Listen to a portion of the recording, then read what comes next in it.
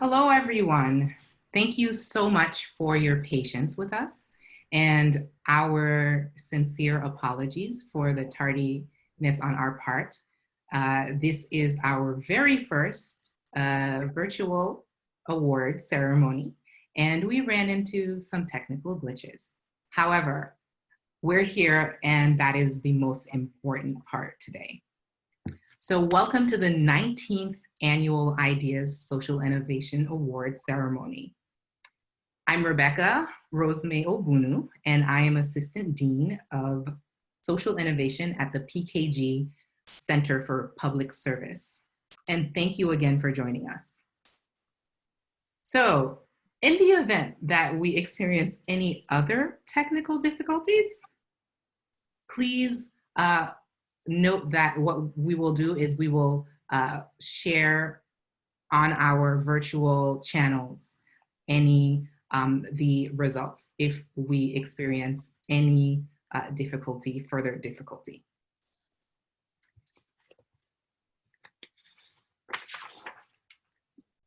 If you're viewing on Facebook, please do us a favor and share the video on your timeline or any groups that you think would be really excited about seeing what finalists are doing at MIT in social innovation.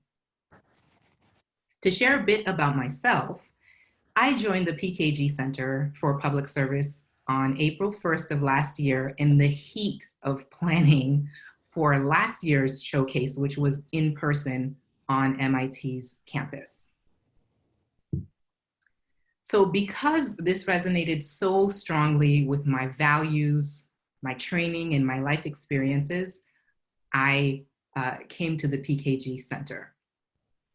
So in the 26 days in 1 year that I have been in this role, we have rebranded the program to Ideas Social Innovation Challenge. We moved away from the reputation of being just a student social entrepreneur competition to building a robust program for our student social entrepreneurs that better align with the PKG Center's values of providing students ethics-rooted, rigorous experiential learning experiences in the field of public service. We partnered with other MIT programs, such as Sandbox, to add more value to our offering. In addition, we focused on fostering collaboration and community because the pressing societal challenges we face today are best addressed in concert with one another rather than in competition with one another. With that, I would like to introduce the PKG Public Service Director, Jill Bassett. Jill joined us almost 10 months ago. She brings to us a rich background with experiences at organizations like Florida International University, Harvard University, and the Executive Office of Health and Human Services Office for the state of Massachusetts. Thank you, Rebecca. And thank you so much, everyone, for joining us today and for your patience with us as we make the transition to this virtual world. We are delighted to have you here at the PKG Center for Public Services longstanding student social entrepreneurship program Ideas that has awarded over $1.1 million to over 170 teams addressing societal challenges all over the world over the last 20 years. Ideas has impacted over 2.5 million people, and this kind of impact would not be possible without the commitment of many. We especially want to give a shout out to our generous supporters, who you can see on the screen. Thank you, thank you. Our fabulous judges and reviewers, also posted online. Our PKG team, and also our host, Rebecca, who has ushered Ideas not only to new heights, but developed what we hope will be an invigorating online experience for all of us. With that, I am absolutely delighted to introduce this year's keynote speaker, Massachusetts State Representative Nika Ilugardo. She earned her Bachelor of Science degree from our very own MIT in City and Urban Community and Regional Planning in 1995. She went on to earn several other degrees, a degree in Urban Ministry from Gordon College, a Master's of Public Policy from the Harvard Kennedy School, and a law degree from Boston University. She began her professional career helping nonprofit and business leaders work together to break injustice and open doors to opportunity at the National Consumer Law Center in Boston. She later became the founding director of Mass Saves, an economic justice collaborative. She founded the research and consulting departments at the Emmanuel Gospel Center. These departments developed breakthrough models and fostered collaboration in education, youth development, and violence prevention, gender justice, and anti-trafficking in Boston and beyond. With further ado, Representative Ilugardo. Thank you so much for that generous introduction. I think you might have even given me an extra degree in there. Oh, good. which is fine, I guess. It is an honor to be here. I thank you. Thank you, Rebecca, who I've known for some years now and have deep respect for the work that she does here and around the world. But it was especially an honor to be a judge today. Not only because, in meeting the judges in my judging group, I was kind of stunned to be in the company of people who had accomplished so much, not only in the traditional sense, but also in the sense of bringing honor and justice worldwide to the work that they do and the people they work with, but also the students. The students were incredible and their partners. And I want to really congratulate you for all that you've done. Every single participant in every single project. Without exception, the projects that I viewed and judged were very exciting. And I would encourage every single one of you to continue and to persevere, because you're all offering something and have been offering and will offer something very powerful to the community. I was a student at MIT, I think, is it 30 years ago now? I came, almost, 1991. I showed up in Boston with a huge suitcase. You used to be able to bring huge suitcases without paying extra. And I showed up with it. It was like a poor kid's suitcase because I moved out when I was 17. And so I had everything stuffed in there, and you had to kind of like hold it together to get all your belongings in. And I showed up at Boston Logan Airport, which is where I met, coincidentally, my husband, now of 25 years.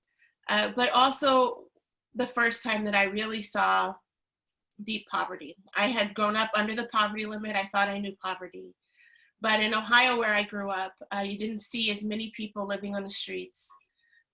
You didn't see, I would later come to understand the tremendous pressure that our immigrants are put under, especially those that don't have documents, and the tremendous prejudice.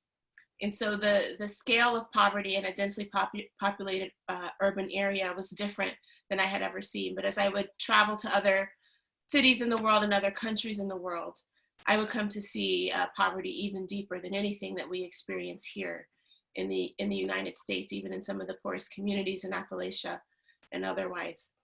And so it was so important to me right away to get working, not only on my coursework, but on understanding how I could contribute to justice locally. And so I founded an initiative. In those days, we called it Initiative for the Homeless. It's not very good modern messaging, but where people experiencing homelessness could join us in leadership for designing programming to help them engage with our community and us with them in ways that were fulfilling, life-giving, and that wrap them into the community. And so we had free carnivals, and we also did the traditional, coats and pots and pans and helping people get into homes. But we really engaged students, from student organizations to individuals, in being part of leading alongside people experiencing homelessness and recognizing them for their power and their contribution, and recognizing the students also for what they were able to do. But I felt like an anomaly back then. So a lot of people would do projects like that as a matter of service, but not as a matter of profession, which is why halfway through, I changed my major from physics, which I loved and still love, although I don't remember any of it. I changed it to urban studies and planning, mainly because I loved MIT deeply by that point, was deeply engaged in a lot of student activity and in a lot of student activism. And I didn't want to leave MIT. And I discovered that beautiful major, which was very deeply unpopular at that time amongst undergrads. And so almost all of my classmates were graduate students. How far has MIT come? In those days, in 1992, 1993, I had a friend who was at the Sloan School, he was course 15, so he was an undergrad, taking classes at the Sloan School. And he would come home, a tough guy, he would come back to our dorm and teary, because when he tried to talk about poverty in business classes, they would laugh at him. The students would laugh at him, the teachers would laugh at him, like, why are you a business student? And today, social innovation and understanding that justice and entrepreneurship go hand in hand is a core part of MIT's offering to the community. Whether it's the Poverty Lab, the development of the Community Fellows Program, which I was in back then in those days, and the ways that that's emerged into so many different culturally appropriate and community engaged sets of programming. I'm so proud of MIT, and you represent the best of that, and you are the reason why MIT continues to strive and to grow to be one of the more just elite organizations for education in the world. Now, when we talk about elitism, that means something very important to me as someone who grew up in poverty, who grew up in so-called a minority group, being African American, although I'm not convinced that we are minorities in the technical sense. When we talk about elite, we're talking about an attitude. When I invite people to my office to become fellows or to become interns, when we talk about it being an elite fellowship program, we're not talking about your background or your money or your degrees. And in some cases, not even your traditional experiences, but what have you done with the experiences that you have? So whether you've come from the School of Hard Knocks or been through, I don't know, some of the most prestigious programs in the world, you have so much to offer the world. And what are you doing with that energy? What are you doing with that intelligence? What are you doing with that spirit? And not only does MIT Ideas capture the importance of shifting our conversation about what it means to be excellent, what it means to be elite, but it also provides opportunities for some of our most exciting ideas and some of our most exciting entrepreneurs to get an audience when they would not have otherwise. And so I'm really grateful to be here to congratulate you. And I'm grateful for the spirit of capacity building that you brought, the spirit of sustainability, the spirit not only of entrepreneurship for the sake of doing something new and innovative in the traditional sense, but for the sake of bringing about justice for all and recognizing that justice is good business. That is the world that we need to build. And this season of COVID-19, if nothing else, has really identified for us really specific detail about the fractures and fissures in our system of justice, whether we're talking about healthcare, whether we're talking about housing, or whether we're talking about mental health and people being there for each other, whether we're talking about education. Many of us have been fighting against these fissures for our entire lives and generations before us. But I think some of these understandings are creeping into the mainstream now, and it's been pushed there with great force by present tragedy. And you are making sure that we're not going to waste that suffering, but we're going to turn it into something positive, because it's not just the future that you represent a present of leadership that is powerful.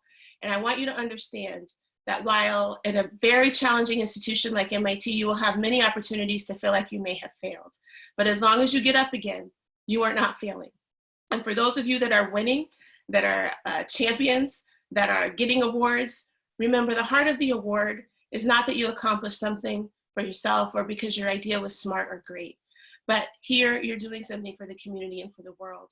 That's why we celebrate you. And that's why we celebrate MIT and MIT Ideas and what you're bringing.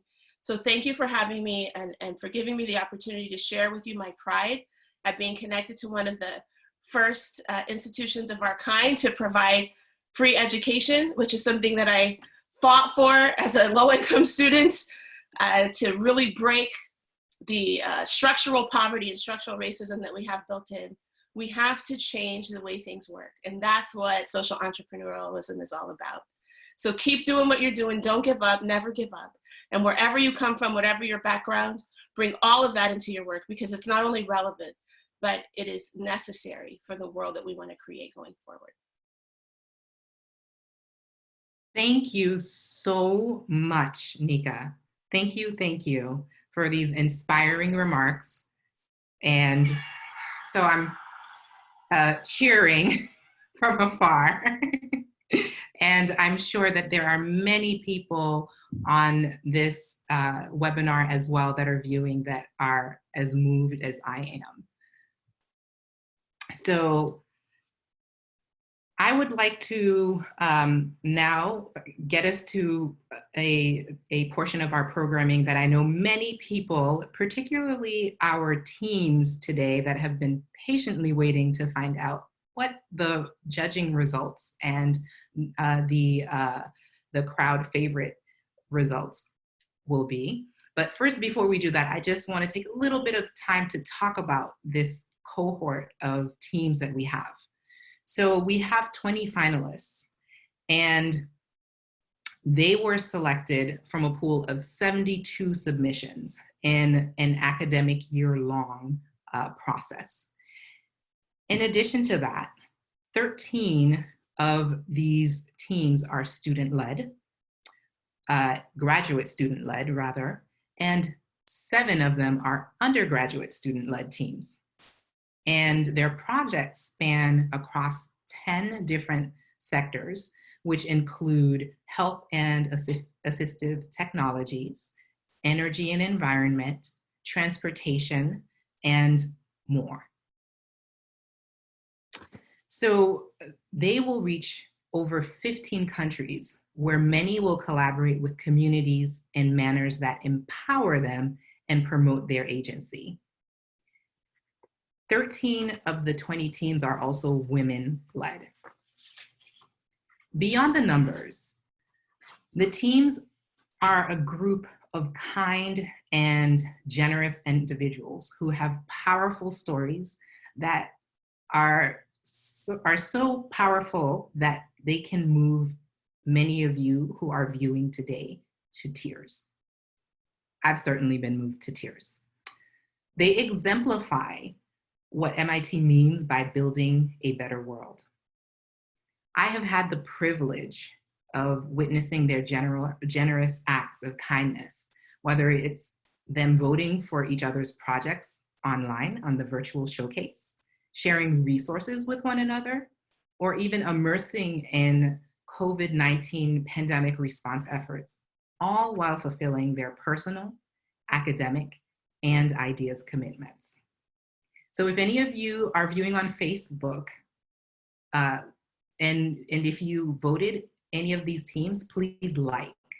And on our virtual showcase, these teams collected over 2,000 votes. And that's just a mark of how the world sees what they're doing with some of the world's most vulnerable and underserved people and challenges. Each finalist already received a $1,000 seed grant.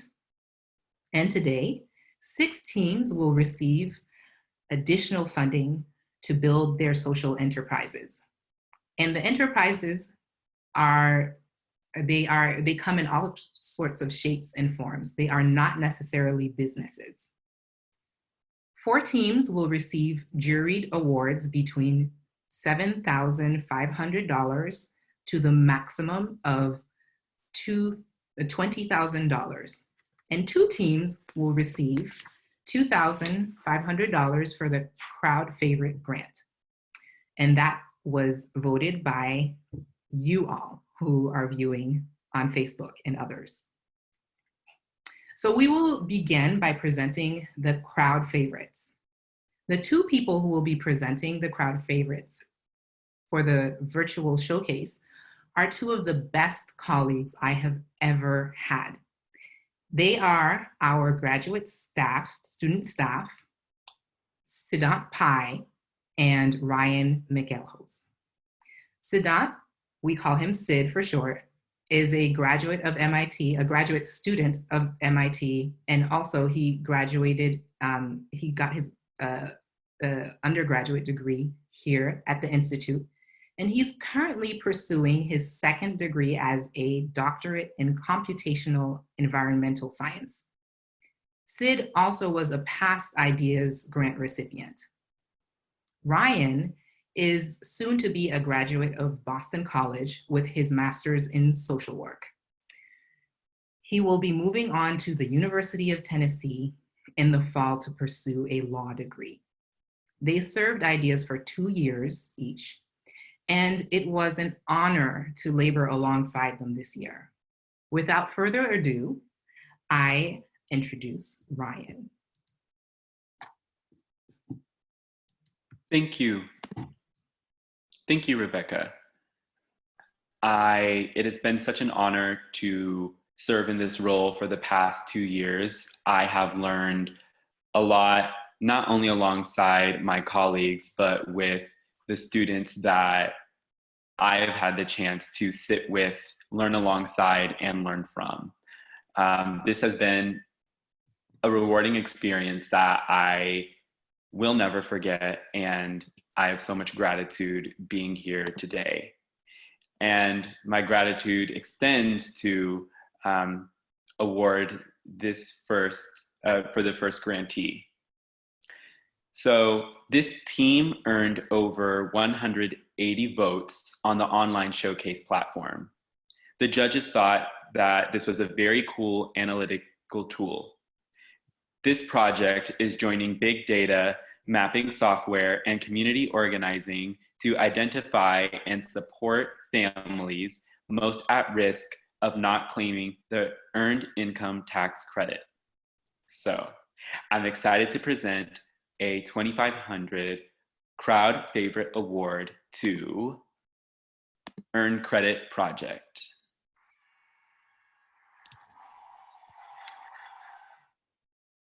We couldn't be more thrilled to accept this award. This is Jeremy. I'm accepting on behalf of our team.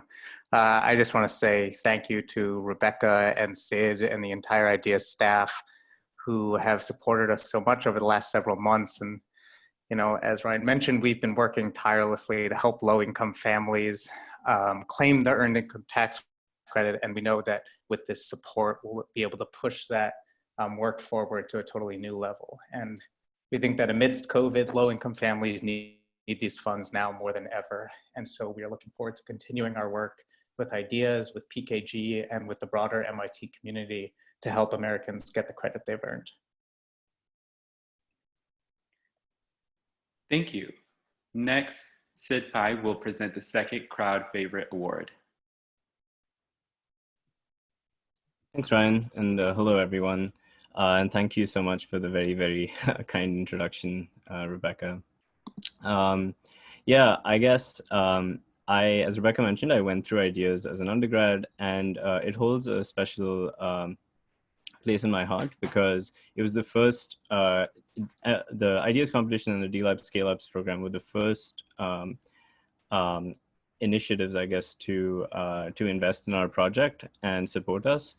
And as a result, ended up the project that I was working on got a lot more visibility and ended up being able to raise a lot more resources and do a lot more than we would have been able to do otherwise. And so for that, I will be eternally grateful to Ideas. You know, those of you who know Rebecca, who know people at the PKG Center, know that they are truly wonderful people. And we're so happy to have all of you join in today for this very happy occasion. With that said, you didn't come here to hear about my story. You came here to see who's winning this or who is getting awarded this next award. And so the team that won the second crowd favorite earned over 200 votes on the showcase platform. And the judges noted that the team had a very good and applicable solution to serve a well identified gap. They created a way to transform unions into engaging communities through a social media platform where people could discuss workplace issues and events, read relevant news, invite their friends, self-organize, and connect with local reps. With all that said, I am very pleased to present a $2,500 award to the crowd favorite, Speakeasy.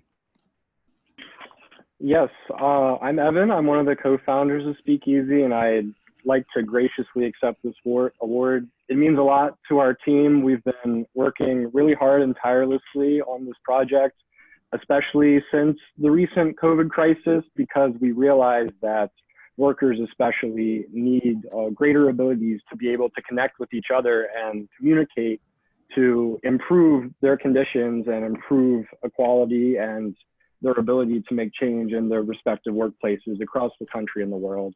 So we'd like to thank the IDEAS staff and all of our mentors and everyone that's helped us along the way. And we look forward to working with you guys further in the future. Thank you.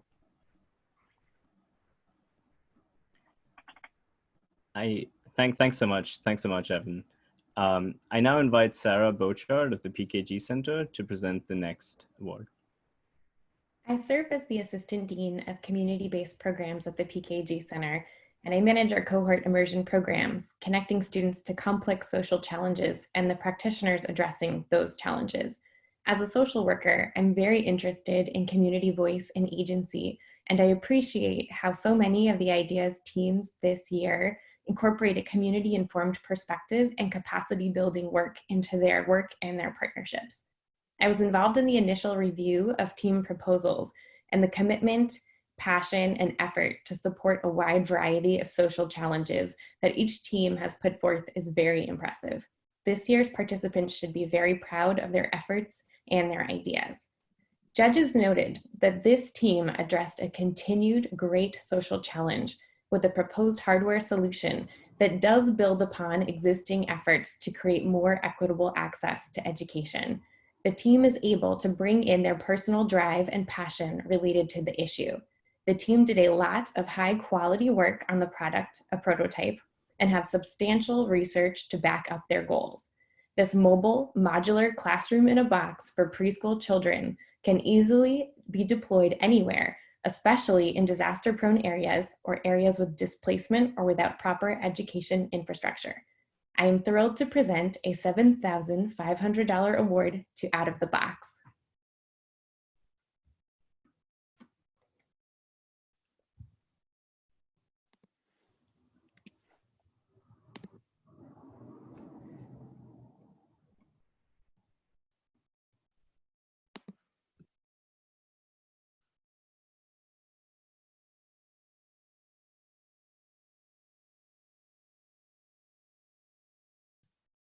Hello. Yep. Hi. We hear you. Okay. Yep. Thank you. Thank you very much, everyone. It was a very humbling experience.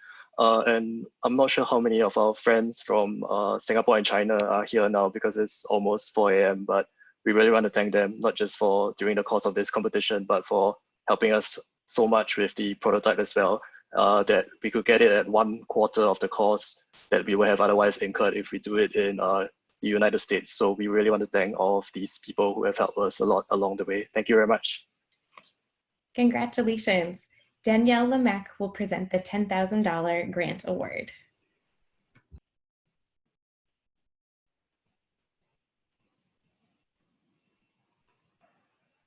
Judy was my mom.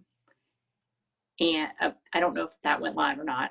My name is Danielle Lemecq, and I'm here on behalf of the Judy LaRock Camilla Fund. Judy was my mom. She was an entrepreneur. She loved technology, and she really believed in a lot of in social innovation. She grew up in the 60s and truly believed in bringing about change. She always told me, if you follow your dreams, you will make them come true.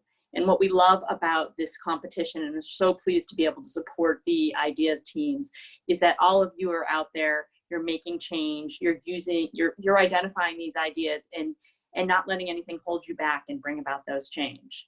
She always told me that you can follow your dreams and they will come true. It's not going to be a straight path, and it's not always going to go the way you want it to, but follow your dreams. And so I hope all of you will continue to follow your dreams and bring about your change. Your ideas are making our world a better place, and now more than ever, we definitely need you. So thank you to all of the teams.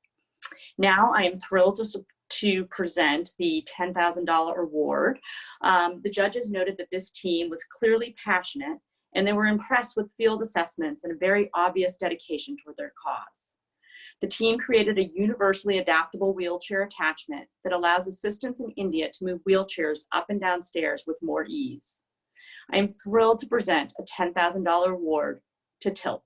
Congratulations. Yay.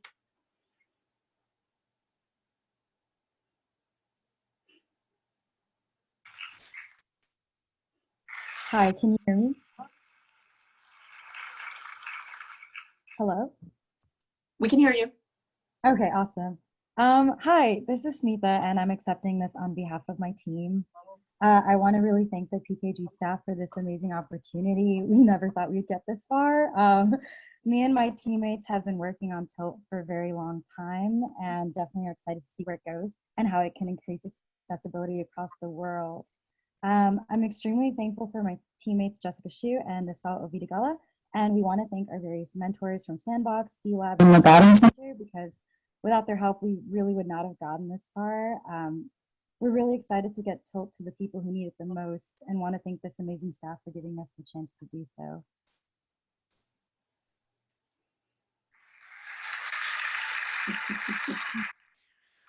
Well, congratulations to Tilt and to all of you. And now I'm pleased to present Brian Mulcahy, who will present the $15,000 grant award. Hey everybody, I'm Brian Mulcahy. Like many of you, I'm an MIT alum. And for the past 18 years, I've worked at Bose Corporation in Framingham, Mass., where I currently lead our venture portfolio, M&A activity, and our new business incubation. I want to say just a few words about Bose's special connection to MIT and this great event. Dr. Amar Bose received his bachelor's, master's, and PhD degrees from MIT in the 1950s. Soon after receiving his PhD, he returned to MIT to teach, and he stayed on faculty for over 45 years. The Bose Award for Excellence in Teaching was established in his honor in 1989 to recognize outstanding teaching in the MIT School of Engineering. In 1964, Dr. Bose started Bose Corporation with several patents granted from MIT. He often credited his MIT education as well as mentoring from such MIT legends as Norbert Wiener and Y.W. Lee for his success in life and in business. And to pay it forward, so to speak, 2 years before his death in 2013, Dr. Bose donated the majority of the non-voting shares of Bose Corporation stock to MIT. The shares can never be sold, and the donation helps to sustain MIT's education and research mission. While it's not my day job, I have the pleasure of managing that relationship with MIT for Bose as well. In that spirit, 8 years ago, Bose began working with ideas, both with sponsorship and mentors. To date, Bose employees have mentored more than 120 ideas teams, including 20 teams over Zoom just a few weeks ago. I've also been honored to be a judge the past 8 years. I'll end by saying that I continue to be blown away with the talent, passion, and creativity in all these teams, and the lessons you've learned will serve you really well wherever you go next. Without further ado, I'm honored to present the following award. This team has a very focused and clear path to making an impact. Their plan is very executable and appropriately scoped. The plan involves technology and smarts. The connection to community is strong, and the level of commitment is exemplary.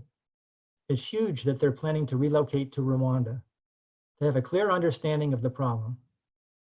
Judges noted this is certainly a great project that will not only positively impact the well-being of patients, but also the healthcare providers who tirelessly work hard to improve patients' lives.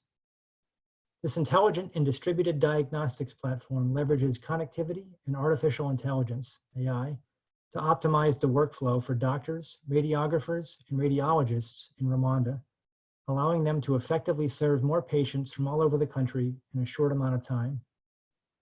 I'm pleased to present the $15,000 award to Insightive.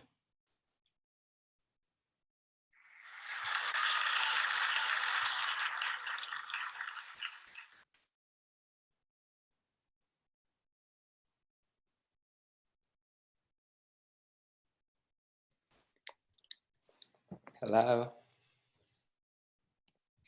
Can you hear me? Yes, we can. We hear you. I really want to thank you so much for this great award. And specifically, I want to thank my team And my team, there's a team that I work with at Insightive, but also the community support that we've gotten and everyone who is working with us, because to make this happen, we've had great people, great organizations playing their role. And this is really going to help us execute our dream. Thank you so much. Congratulations. Thank you. So Joe Bassett will now present the $20,000 grant award.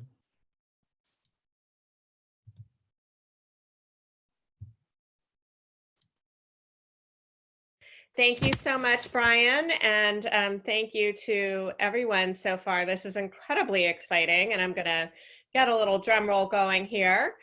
I am totally honored to be presenting the $20,000 Juried Award for Ideas 2020 through the PKG Center for Public Service today.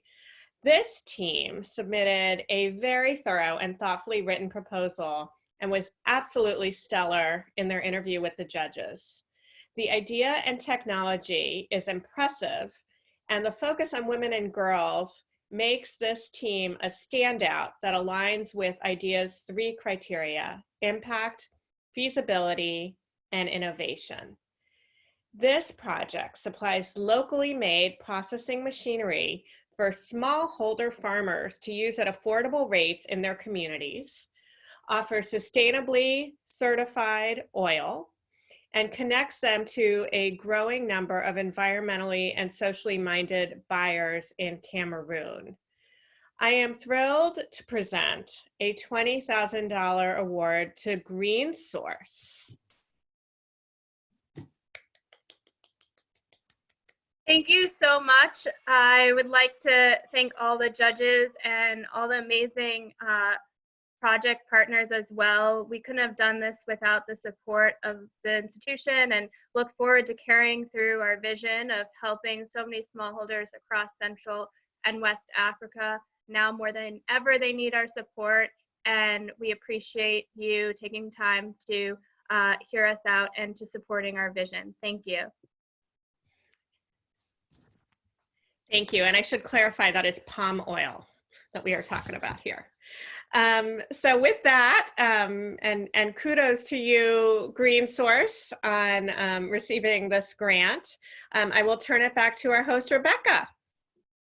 Yes, so we are now at the end of our program, and I want to congratulate all of our finalists this year. For summer, our finalists will work, the cohort will work remotely, and they've all submitted their remote work plans, which are quite exciting. They range from sending their funds to the local community partners or staff that they're working with on the ground, to developing their prototypes with their seed grant. And all in all, the teams have 16 months to implement, and we are hoping that Corona get-in mode does not last past the end of this calendar year, so that they can get to implementing these really important projects that you've heard. And if you have not already visited our 20 teams on the virtual showcase page, please do check them out, because they are truly phenomenal, and all of them are really worthy of support. And for all of you who joined us today, we invite you to further engage with the PKG Center. Consider joining our Social Impact Employment Program, or serving as an IDEAS volunteer or supporter. You may have seen that we have judges and online reviewers that help the process, and without them, we wouldn't get through 72 submissions. And also, please follow our social media handles. Please give us a like. If you hadn't shared this live stream, please do share it on your pages or any appropriate groups. And I want to thank my PKG colleagues and my IDEAS colleagues for everything that they have done, because really it has taken a village to get us to here today.